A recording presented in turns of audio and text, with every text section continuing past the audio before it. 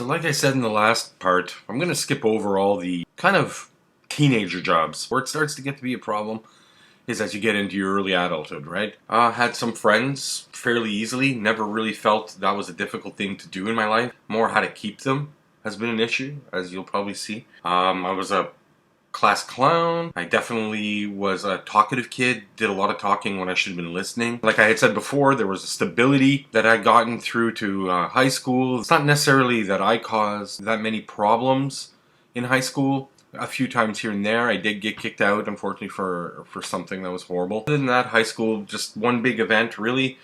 Grade 11, I did something bad, got kicked out, and went to a different school for my grade 12, so that sucked. What's kind of weird is I had stability in my life, but it seemed like the schools around me didn't. For instance, in grade 9, I went to one high school. Yeah, and they decided that the school was going to change locations, so the second year I had to go to a different school. And then I did 2 years there, and then unfortunately, like I said, I had to change schools for grade 12. So it's like 3 schools in 4 years, and it only gets worse after that. I never failed. I kept through high school pretty good. I had friends from different groups. I was able to socialize with, the preps, the bangers, the rappers. A follower, though. Some things I regret. Some people I regret hanging out with. And then there was college. I did a year at one school. I decided to change schools, and I went to another college. Then I went to another college. And then I went to university of New Brunswick. So I left town. I was fed up with Ottawa, fed up with everything. Why not try somewhere else? It was okay. I mean, I did well my first year. I was on Ritalin back then for the A.D.H.D. And then the second year I decided to get off of it because I thought I was doing well, which is the thing you don't do typically.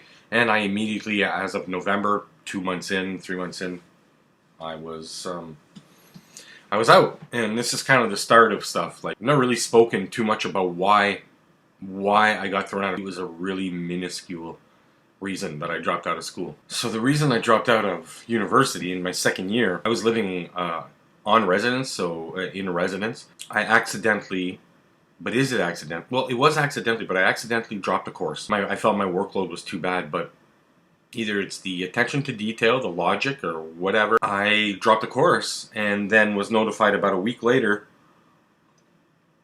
Sorry, my throat is dry.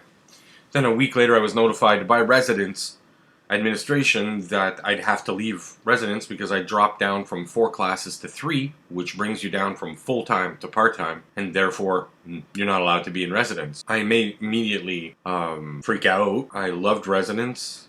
I wasn't doing so well in my classes, though. There was a difference between living off campus and in campus. Definitely a difference. My brotherhood, friends all the time, people in your room, people just parties. Man, obviously I wasn't mature enough at that age. And I just dropped out. So I had about 3-4 days to pack up my stuff in residence, and this was hurting me every day. I didn't share it with anybody. I didn't call my parents. I know people watching this go, what you could have done to call your parents. Essentially, I didn't want to get what was going to be coming on the other end. I don't want to bother my mom with this stuff anymore. I didn't want to bother my dad with this stuff anymore. I didn't have anyone to talk to, and I didn't want to talk to anyone, so I was trying to figure out what I should do, but in the end, I couldn't find any way to stay off campus. I didn't have a job.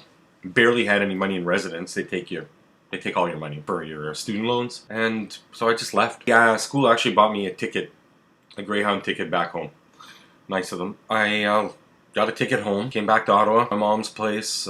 She took me in and for a day, and then I had to find somewhere to be. So I reached out to friends, and that was that. Embarrassing, embarrassing to look back at it today. Talking about it now. If it helps, that's awesome. But right now, it's making me feel kind of like, whoa, what am I doing? Everything's wrong. Every decision's wrong. So anyway, I get back to Ottawa. Spent a couple of months here, and I just can't deal with being in Ottawa. I don't like the people that are around me anymore. I don't want to be here. They don't like me. Nobody's calling out. The minute you leave somewhere and then you come back, things are not the same. You decided to leave, so hey, in essence, it's you got to deal with it. You have to deal with coming back, and your friends are not going to be the same. They don't need you or don't want you the same. So it's kind of sad. So anyway, so I come back, having trouble dealing. I get a couple of jobs, but we'll talk about that obviously with the jobs. Just getting to know me right now. I did something that's just, when you think about it, it could be a movie really. I decided to go back the year after to New Brunswick to school, but this time not in school. So I showed up in October of that next school year and met up with some friends who I had met a lot of really good friends there. And I missed it so much, that's why I went back to it. I went back to it not for the schooling, just for people. I love people and I want to be loved back, you know. And these people looked like they loved back. They looked like they cared about me. So I went back and I stayed on campus. Meal tickets, the whole deal. And I lived there, but I didn't go to school. Just stood around, and everyone loved having me around, I think, and it was great. It was fun. It was doing like a movie, you know. You're taking a shower, and then some guy comes in and says, how's classes, you know? And you're like, oh yeah, great, taking a psych major, just like, but no, I didn't go to school.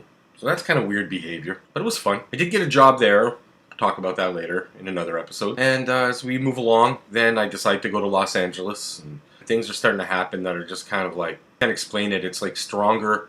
It's stronger than me. It's something in me that was like, you need to go west. You need to go west. Go west. Go west. Go. And it was like a compulsion at this point. Maybe that's what it is. Suffering from a mild OCD. Maybe that's what it is. It's my internal thoughts are not right. They tell me to quit. I quit. No problem. You know, and that's sad. So I went to LA. Spent a lot of time out there. Did that back and forth, and then. There's just not much to say in essence of getting to know me within those times, but I drank a lot, played music a lot for people. That was fun. I enjoyed that. Mostly just kind of a drifter, somebody who, now looking back, is a loner. And it's not at all the image that I had of myself. Growing up, I thought I was a cool guy. Ends up, I don't think I was. I think I was a person who followed and didn't lead, but I was weak. And still to this day, I think I'm weak. Then, I'm lucky enough in 2003 to meet my partner, Jen. We've been together ever since, and that's nearly 20 years now. The most stable thing I've ever had.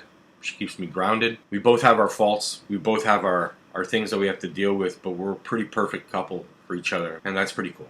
So I think that's it to getting to know me before we move on to the jobs that matter in adulthood. Actually, I could do that now because I believe that's what I said I was going to do. The honorable mentions, jobs that I had during high school. That they're not that exciting, but there was something, whatever. Let's just go into it. So right off the top of my head, I remember in grade 11, and this is crazy too. Like maybe overworked at my age, at that age. Watch and see. So I had a co-op job through high school. So they got me a job, right? I asked for a business advertising kind of type thing that I'd like to do as a co-op placement.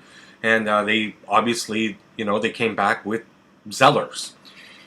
Obviously that's where you want to work when you're looking to be a creative type and advertising business. So the teachers are really listening to our demands and doing what they're supposed to.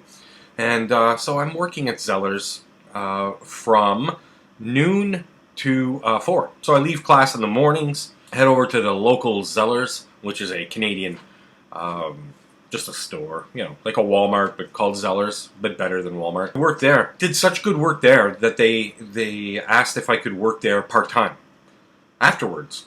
So essentially in grade 11, this was my life. Monday, school in the mornings, or Monday during 12 to 4 is co-op, not paid. That's part of your school credits. And then from 5 to 9, Monday, Wednesday, Friday, and then Saturday and Sunday I worked the weekends. This is what I'm doing as a kid. So right off the bat again, like talking about this brings back the feeling of the anger that I had to work so much. So from 12 to 4, lunch break for an hour, start from 5 to 9, Monday, Wednesday, Friday, then Saturday and Sunday, something like 8 to 4, or different shifts here and there, 9 to 5. But full-time hours for a kid in grade 11, and nobody is caring. I got a friend who just committed suicide at the time. People are just, hey, so a friend of mine killed himself, and I took it bad. I had a hard time that week. He had been a new friend, but a friend that had been with me all summer before. We spent all summer, and he decided to go and kill himself, and no one to talk to, no one to say anything, and when I did, by calling in sick to work, I lied. I lied because I didn't want to go to work that day. I just didn't feel like it. I didn't feel like mentally I wanted to, so I lied to get out of it. Somehow I got caught. They called my mom. My mom said, I'm going to work. I'm not. And that was one of the times where my mom was the most angry at me. She was the most angry. She said, don't you ever put me in that position anymore. And I understand now as a parent. It's embarrassing. And you're lying and the whole deal. So I get that. At the time, all I was looking for was sensitivity, and I didn't get it. So I'm sorry, Mom, that thing you said, grow up to get over it. That hurt, and it gives me negative reinforcement because then I'm going to work and I don't want to go to work because I want to be my own thoughts, want to write music, I wanted to do my own being with myself, but I couldn't be. I had to go out and work. Remember that, Mom. 12 to 4, 5 to 9, Monday, Wednesday, Friday, Saturday, and Sunday. All right for somebody who's 15 years old, 16 years old. So that's an honorable mention. The staff was great. There was really nothing bad to say about Zellers. Zellers is a good company to work for. And even later on in this show, you'll see that I have another Zellers job, but in a different province. I have nothing bad to say, just that I shouldn't have been doing that. But they're telling you to pay the gas pay. I didn't pay it. I was a kid, man. I didn't know what I was doing. I have to pay my car insurance, whatever, right? When you're a kid, it's like, whatever.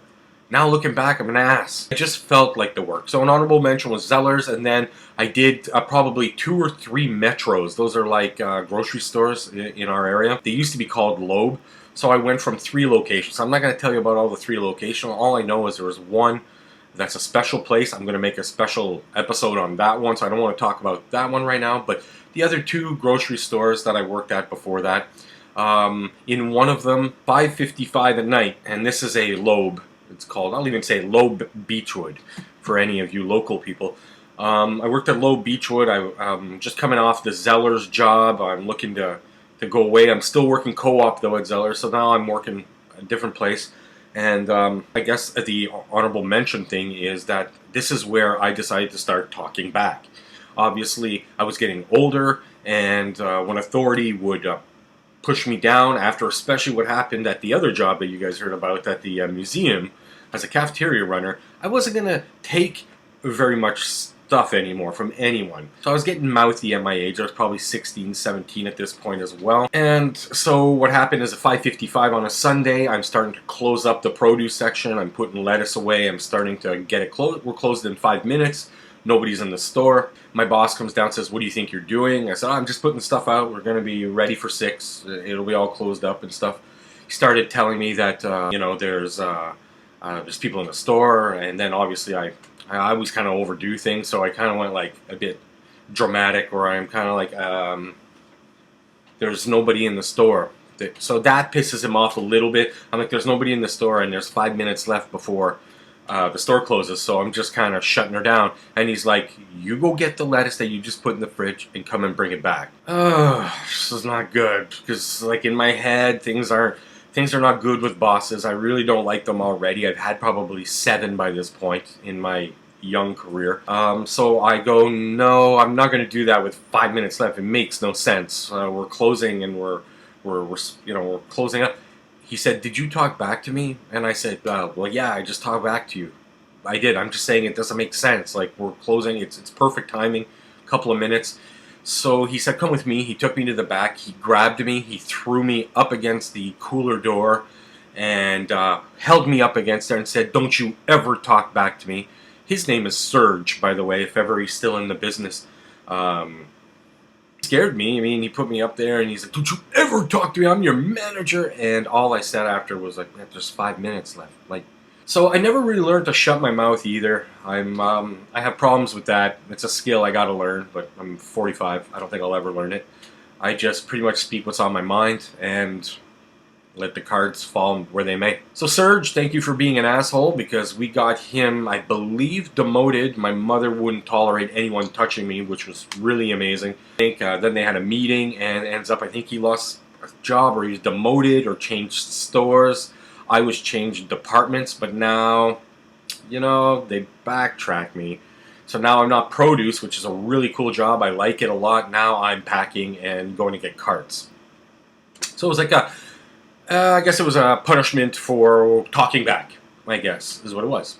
I think we're getting close to being able to start with the real jobs, the real meaningful ones that had impact. That one there is scarring, because it was like physical assault, and it was scary. Not a good way to think about work. Alright, so I think that's it for this second part. You guys got to know me a little bit more.